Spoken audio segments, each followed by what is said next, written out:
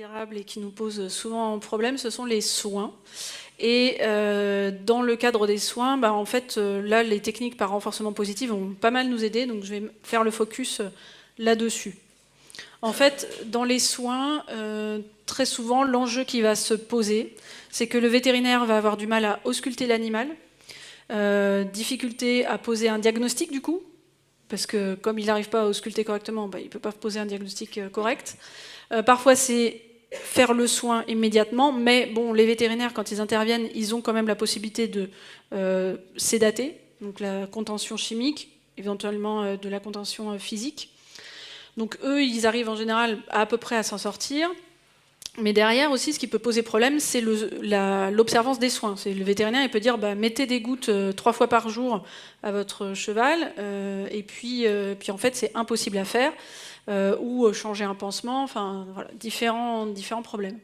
Donc les solutions que les propriétaires vont avoir, ça peut être aussi la contention physique, plus rarement la contention chimique parce qu'ils ne vont pas faire forcément d'injection. Maintenant, il y a des choses par voie orale qui peuvent fonctionner.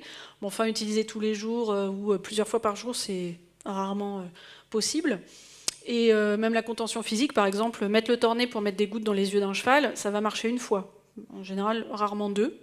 Et 3 fois par jour, non, c'est pas possible. Donc l'autre solution, c'est d'enseigner des choses au cheval, faire appel à son apprentissage. Là, ici, vous avez un exemple de contention chimique, donc de la sédation. Donc on se base sur la compréhension de l'animal, de la situation, donc on fait appel à ses capacités cognitives, c'est ce que je disais tout à l'heure, et on va contrebalancer des événements qui sont a priori perçus de façon désagréable, donc a priori aversifs, par des expériences agréables. C'est là où l'intervention du renforcement positif vient en appui et peut être vraiment intéressant, donc par renforcement positif. On fait donc ce qu'on appelle du conditionnement opérant. On a un stimulus, par exemple, où je mettais ma main comme cible pour que mon poney touche. Mon poney va toucher, il obtient une récompense alimentaire. Stimulus, la réponse, qui est la réponse du cheval, son comportement, et le renforcement, qui est la conséquence de son comportement, qui va avoir envie, du coup, de refaire. Ou alors, je peux avoir aussi par renforcement négatif. Là, je prends un exemple en dehors des soins. Mon cheval bouge au montoir. Je lui demande de rester immobile. Je vais lui demander de bouger davantage. Donc, je renforce négativement le fait de bouger. Puis dès qu'il s'arrête, j'arrête. Et là, je peux monter. Donc, on a possibilité de faire renforcement positif, renforcement négatif. L'animal, il apprend par essai-erreur. La première fois qu'il donne la bonne réponse, celle que nous, on vise, il la trouve par hasard. Alors après, plus on est bon en tant qu'entraîneur, plus on va trouver des chemins courts d'essais-erreurs, voire il y a très peu d'erreurs de la part du cheval, on le met dans une situation de réussite par le contexte qu'on a créé et même par les apprentissages qu'on a pu mettre en place précédemment pour obtenir les bonnes réponses le plus rapidement possible. Donc on a ce système de renforcement positif et négatif. Le renforcement négatif, c'est appliquer, moi en tant qu'entraîneur, je vais appliquer une pression et la retirer quand le cheval donne la bonne réponse. Et donc le cheval va se soustraire à une sensation désagréable. Je vais retirer l'inconfort. Sa motivation au cheval, c'est d'éviter. Donc en équitation, on a les pressions de mains, les pressions de jambes. Dans les soins, par exemple, j'ai évoqué tout à l'heure le bruit de la tondeuse. Mon cheval bouge au bruit de la tondeuse. Donc je m'arrange pour que ce ne soit pas trop fort au départ et qu'il ne soit pas non plus en panique. Mais dès qu'il arrête ses pieds, je vais arrêter le bruit de ma tondeuse. Puis je vais reprendre petit à petit, puis pouvoir me rapprocher comme ça avec un cheval qui comprend qu'il faut qu'il reste immobile. Ça ne veut pas dire que j'ai enlevé la peur. Mais par contre, il a appris une réponse comportementale qui est rester immobile. Et puis on peut imaginer que par répétition, il va s'habituer et donc la peur aussi va elle-même disparaître. Mais au départ, je travaille plutôt sur une réponse de comportement où j'essaye d'être à des seuils de peur suffisamment bas pour pas que ce soit la panique, mais ça ne veut pas dire qu'un cheval qui reste immobile n'a pas peur du tout non plus. Donc, renforcement négatif. Renforcement positif, je vais satisfaire un besoin chez mon cheval, je vais lui donner une récompense alimentaire, par exemple. Et donc, sa motivation, ça va être d'obtenir cette récompense. Puis si je veux, je peux combiner les deux. Mon cheval qui bouge au moment où je fais le bruit de la tondeuse, au moment où il arrête de bouger ses pieds, j'arrête le bruit de ma tondeuse et en plus, je lui donne une récompense alimentaire. Je peux faire ça. Donc là, j'ai combiné les deux. On peut tout à fait faire ça. quand est-ce qu'on va entraîner aux soins? Chez les chevaux, en fait, c'est pas trop dans les mœurs. Et c'est assez répandu sur la faune sauvage captive. Donc des animaux en parc animalier, zoo. Par exemple, pour relever le poids d'un animal, le faire aller à un lieu précis qui est la balance, c'est quand même pas mal pour suivre l'état corporel, par exemple des okapis. Voilà. Couper les griffes de petits animaux plutôt que, par exemple, dans certains parcs animaliers, ils me racontaient que en fait, c'est des kangourous arboricoles, donc des petites bestioles qui grimpent dans les arbres. En fait, en milieu captif, ils n'usent pas assez leurs griffes, donc il faut leur couper régulièrement. Et en fait, avant qu'ils passent à une phase où ils ont entraîné leurs petits kangourous à coopérer pour mettre leurs pattes sur une cible et puis qu'on puisse leur couper, en fait, avant, ils les chopaient avec des épuisettes. Et faire ça régulièrement, c'était pas très satisfaisant, c'était un peu la corrida. Et puis ces petits animaux-là, c'est des petits animaux, on surveille leur poids régulièrement pour qu'ils soient toujours en bon état corporel. Donc si ils courent le marathon parce qu'on essaie de les attraper avec l'épuisette, c'est un peu contre-productif. Donc du coup, la solution, ça a été de les entraîner pour qu'ils coopèrent, pour qu'on puisse leur couper les griffes de leurs pattes. Ça peut être suivre une gestation. Alors on peut se dire, oui, par exemple, l'échographe en soi, ça peut être un appareil qui fait peur, qu'on peut approcher de l'animal et donc entraîner à la présence de l'échographe et au contact avec l'échographe et les palpations, etc. Ça peut s'entraîner. On peut entretenir les pieds, les ongles, il n'y a pas que les chevaux, que les maréchaux ont l'habitude des chevaux, mais avant ils faisaient aussi les bœufs. Mais on a aussi les tapirs, les éléphants. En fait, il faut leur entretenir les pieds. Et il faut utiliser la râpe, éventuellement la rainette aussi pour entretenir la sole, etc. Donc vous voyez bien qu'un éléphant... alors, on a évoqué tout à l'heure, les éléphants peuvent être entraînés de manière assez dure et brutale. Maintenant, dans les parcs animaliers, ils essayent d'utiliser des méthodes plutôt... d'entraînement positif avec des récompenses. Mais du coup, les éléphants donnent le pied et on peut leur limer les pieds. Parce que vous voyez bien qu'un éléphant qui ne veut pas donner le pied, c'est pas simple. Et puis, on peut aussi obtenir des prises de sang volontairement de la part des animaux. Alors évidemment, volontairement, c'est pas forcément un truc qu'ils kiffent à fond, qu'ils trouvent ça génial, mais ils y trouvent une contrepartie, ils sont entraînés à coopérer pour se présenter la partie du corps qu'il faut pour réaliser la prise de sang. Et du coup, par exemple, chez les rhinocéros, par exemple, c'est dans l'oreille qu'on va prélever le sang. Donc on va même pouvoir travailler en contact protégé, l'animal derrière des barreaux, nous de l'autre côté, et l'animal va être petit à petit entraîné pour venir se positionner et qu'on puisse lui prélever le sang et suivre des paramètres sanguins, notamment de gestation ou d'éventuelles maladies.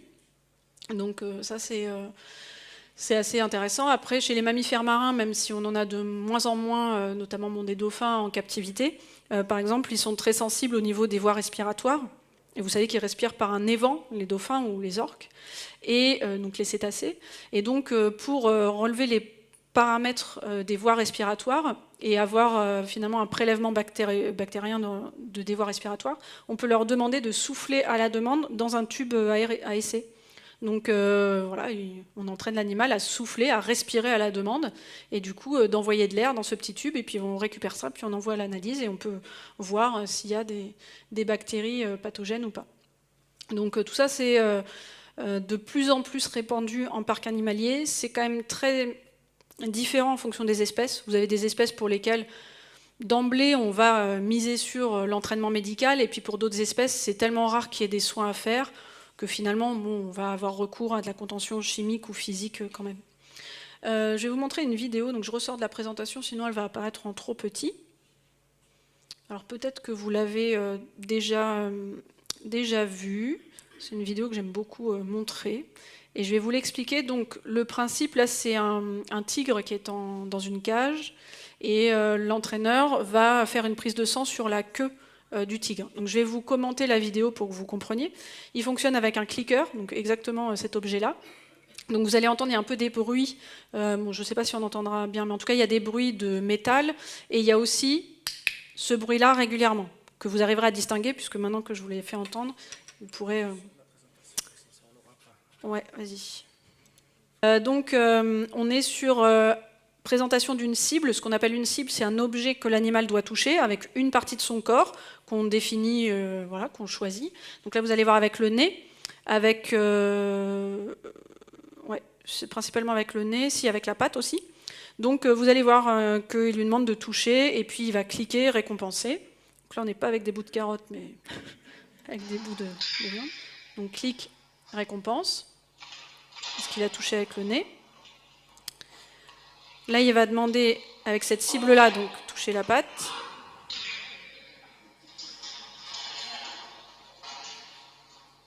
Là, il simule une éventuelle injection, mais ce n'est pas à cet endroit-là du corps qui va le faire.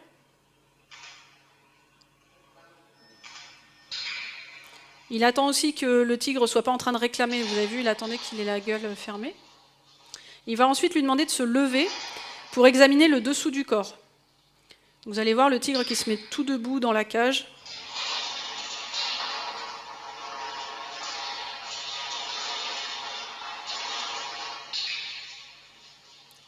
Donc là, il donne plusieurs morceaux de viande parce que c'était un comportement plus complexe.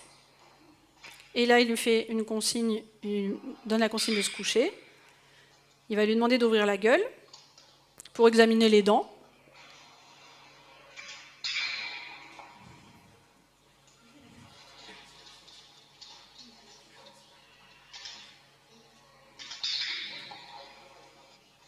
Là, il demande de suivre la cible et du coup de se positionner, puis le tigre sait qu'à cet endroit-là, ça veut dire aussi se coucher, et de rester avec le nez sur la cible. Il attrape la queue, même si le tigre aide un peu pour attraper la queue. Donc la queue a déjà été au préalable tondue. Donc là, il redonne une récompense. Après, il montre que voilà, le tigre n'a pas peur d'être tondu, donc il refait voilà, un petit coup de tondeuse pour dire bon, c'est pas pour vous cacher le fait, c'est pour gagner du temps plutôt. Ça avait été tondu avant. Donc là, il y a certainement eu clic récompense, ça a été coupé. Un petit garrot pour comprimer la veine.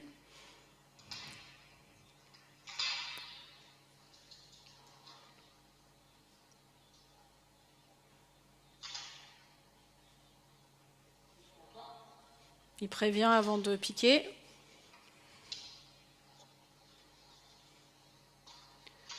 Là, il a certainement cliqué récompenser. Et là, vous allez voir, bon là, il clique, on voit bien. Et vous allez voir aussi à un moment, il va donner une récompense sans cliquer parce qu'il a les mains prises. Après, on peut très bien cliquer autrement. Hein. Donc là, il enlève la compression. Il comprime avec le pouce. Donc là, il ne clique pas, il donne la récompense.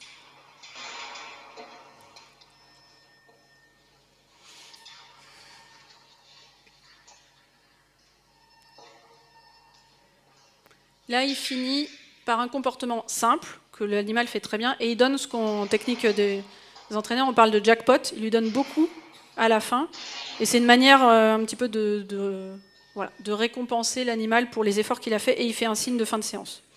Donc ça fait un peu rêver, parce qu'on se dit déjà, avec les chevaux, si on arrive à faire ça, ce serait cool, quoi.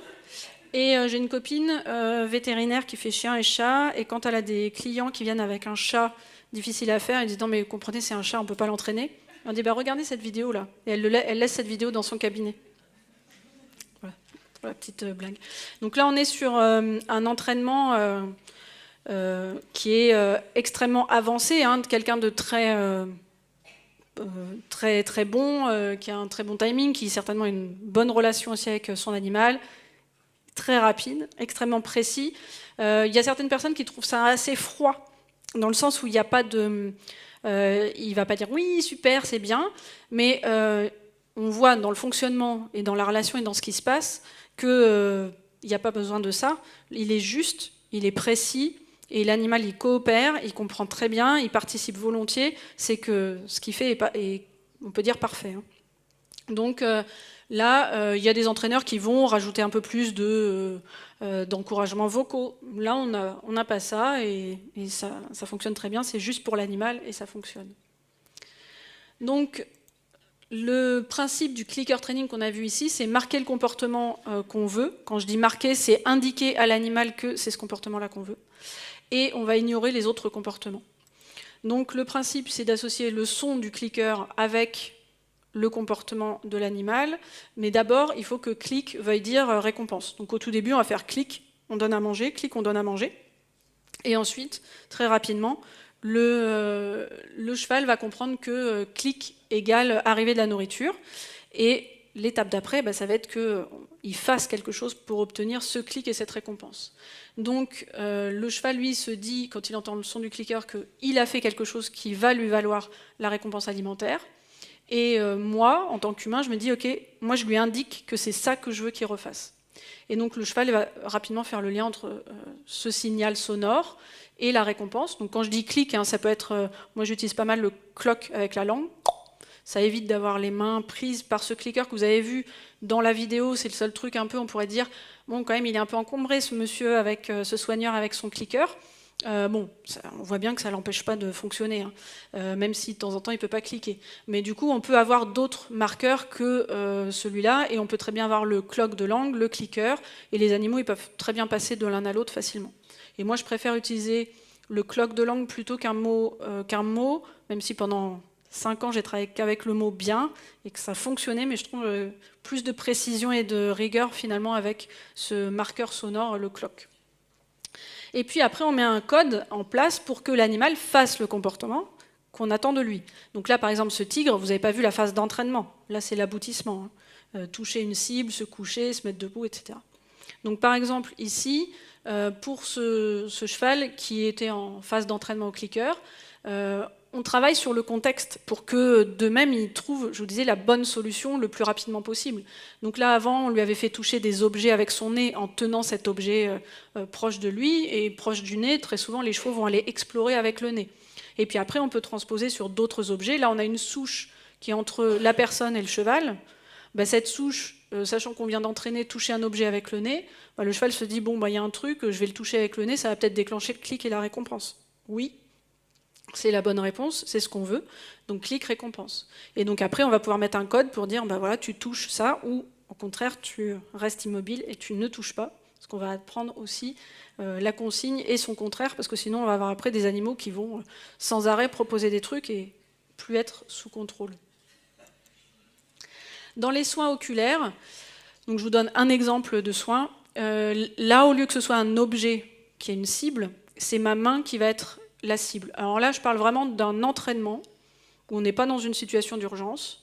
On sait qu'on peut entraîner son cheval à coopérer pour les soins et du coup, on planifie ça et petit à petit, on amène le cheval à coopérer pour les soins. En situation d'urgence, je vous dirai comment on peut procéder. Donc là, ma main est la cible et mon cheval va d'abord toucher avec une partie de sa tête. Et puis petit à petit, c'est un peu comme un jeu de chaud et froid. Je vais cliquer récompenser pour la zone plus proche de l'œil et c'est lui qui vient au contact. C'est pas moi qui viens chercher le contact. Donc ça, je vais donc décomposer jusqu'à pouvoir être au niveau de l'œil. Et puis après, une fois que le cheval vient bien au niveau de l'œil, alors c'est pas forcément sur la première séance qu'on fait ça, c'est des séances qui font quelques minutes. Après, je vais pouvoir commencer à être un peu plus invasif, à manipuler la paupière, à même amener ma deuxième main. C'est là où le clicker objet, c'est bien de le laisser parce qu'on ne peut pas tout faire avec, on n'est pas Shiva. Donc c'est bien d'être indépendant par rapport à cet objet. Donc je fais des choses avec mes 2 mains et puis après j'approche la pipette de sérum physiologique. Donc on décompose toutes ces étapes et après ce qui est intéressant dans cette procédure où c'est le cheval qui vient au contact, c'est que c'est lui qui maintient le contact. Et donc quand je vais instiller mes gouttes, au moment où je vais instiller les gouttes, lui, il a envie de rester, donc il maintient, et il ne va pas s'écarter, ce qui fait que ma goutte, elle tombe en dehors de l'œil. Donc ça, c'est assez intéressant parce que vraiment, les chevaux comprennent ce qu'on attend d'eux, parce qu'on fait appel à leur capacité cognitive, et du coup, ils vont être vraiment coopératifs pour ça. Sur un cheval, là, on s'était amusé à chronométrer en entraînement, un cheval qui n'était pas violent, hyper compliqué, mais en tenant le licol, en voulant lui mettre, il écartait un peu la tête, et du coup, on ne pouvait pas instiller des gouttes correctement. On dit, on va l'entraîner. Donc là, j'étais plutôt dans une procédure rapide, plus d'urgence, je dirais, même si c'était pour l'exercice qu'on le faisait. Donc là, au départ, ce que je fais, c'est que je ne pars pas sur je mets ma main comme cible, il faut qu'il vienne toucher. Je vais commencer par apprendre la contention, et faire en sorte que le cheval accepte la contention. Qu'est-ce que c'est là, dans ce cadre-là, la contention?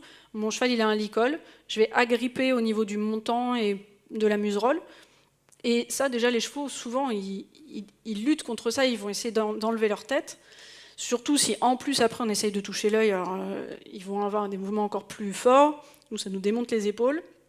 Donc, je prends mon licol un petit peu fermement, le cheval, au début, peut résister un petit peu, le cheval se relâche, je vais relâcher, donc je renforce négativement le fait de se relâcher quand je tiens le licol, et en plus, je vais cliquer récompenser.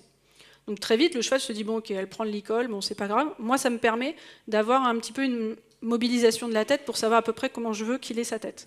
Et puis après, je vais approcher ma main de l'œil, et je vais cliquer récompenser, donc cette fois-ci, c'est moi qui fais la démarche d'aller vers lui, et après, j'attends. Et lui, il va se dire, bah, pourquoi elle a sa main là et tout à l'heure, elle venait, elle me donnait des récompenses. Donc il va chercher ce contact-là. Et du coup, je vais cliquer récompenser ça. Et j'ai un cheval qui vient au contact de la main. Je m'aide un petit peu du licol, si jamais il s'écartait encore un peu. Donc en 2 sessions de, vous voyez, moins de 10 minutes, donc en tout 16 minutes, on a un cheval à qui on peut instiller des gouttes correctement, sans se prendre la tête, et on peut lui mettre dans les yeux sans qu'il bouge, toujours en le cliquant et le récompensant. Sur les soins, globalement, on ne va jamais se passer de la récompense alimentaire parce qu'on veut que ces comportements ils restent ancrés. Donc on ne cherche pas à ce qu'à un moment donné, ils s'éteignent et ils disparaissent. On veut maintenir la motivation. Donc on va toujours donner des récompenses. Après, pas forcément au même moment. Ça peut être au début, au milieu, à la fin, un coup 2 fois de suite, un coup on attend la fin. Le seul cas où ça marche, on ne peut plus faire fonctionner ça, c'est quand on a sédaté le cheval, bien sûr. Mais on peut déjà amener des chevaux à être plus détendus si on les a entraînés. Donc dans les techniques autour des soins, en fait, il y a toutes les techniques que j'ai énoncées pour la rééducation. En fait. On peut utiliser plein de techniques différentes. Le renforcement positif est quand même celui qui va davantage motiver les chevaux, surtout s'il y a quelque chose de désagréable en contrepartie. Mais après, par exemple, l'exemple de la douche ou de la tondeuse, typiquement, il faut savoir que si vous arrêtez au moment où le cheval bouge, vous allez renforcer le comportement de bouger. Donc là, on va être plutôt sur du renforcement négatif, à dire je reste avec mon tuyau ou mon bruit de tondeuse tant que ça bouge, et puis dès que ça s'arrête, là je vais arrêter, et éventuellement je peux rajouter du renforcement positif. Mais du coup, c'est bien aussi d'avoir les autres outils autres que renforcement positif. C'est tout à fait complémentaire. Et globalement, pour éviter des comportements indésirables, on peut aussi faire en sorte de préparer les choses. Et dans les soins, on peut se dire, ah bah oui, on peut espérer qu'il ne va pas faire ci ou il ne va pas faire ça. Plutôt que d'espérer qu'il ne fasse pas ceci ou pas cela, on peut s'arranger pour tout de suite lui enseigner les comportements qu'on attend de lui. Dans les soins, en fait, très souvent, ce qu'on attend du cheval, c'est qu'il soit immobile. Donc globalement, on va très souvent entraîner la même chose avec juste l'apport d'objets ou de contacts qui sont différents. Ça peut être examiner les gencives, ça peut être le stéthoscope qui est froid sur le sternum, sur les flancs. Ça peut être un sac plastique pour tester les voies respiratoires. Mais le thermomètre dans l'anus, des choses comme ça, si on ne les entraîne pas, on a des chances que ça se passe bien, mais on a aussi beaucoup de chance pour que ça se passe pas bien. Donc autant les entraîner pour éviter les problèmes. Voilà. Et après, je vais laisser Olivier parler de renforcement positif dans l'équitation.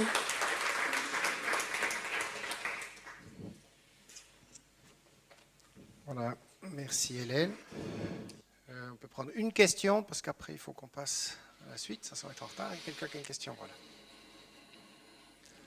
Après, vous poserez des questions, après. Merci. J'avais 2 questions, mais j'en poserai qu'une.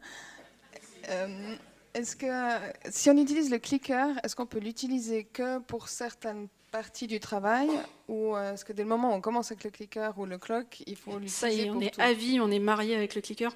Non, on peut tout à fait avoir... moi, ce que je dis, c'est qu'à partir du moment où on est clair dans ce qu'on fait, on peut utiliser le clicker pour tel truc extrêmement précis, pas pour tel autre. Et puis, tout outil qui est nouveau, c'est normal au début de ne pas pouvoir le mettre partout. Et puis, c'est pas forcément souhaitable. Quand on a déjà des choses qui sont en place et qui fonctionnent, il n'y a pas de raison de les remplacer autrement. Donc, non, il n'y a pas d'incompatibilité. Oui.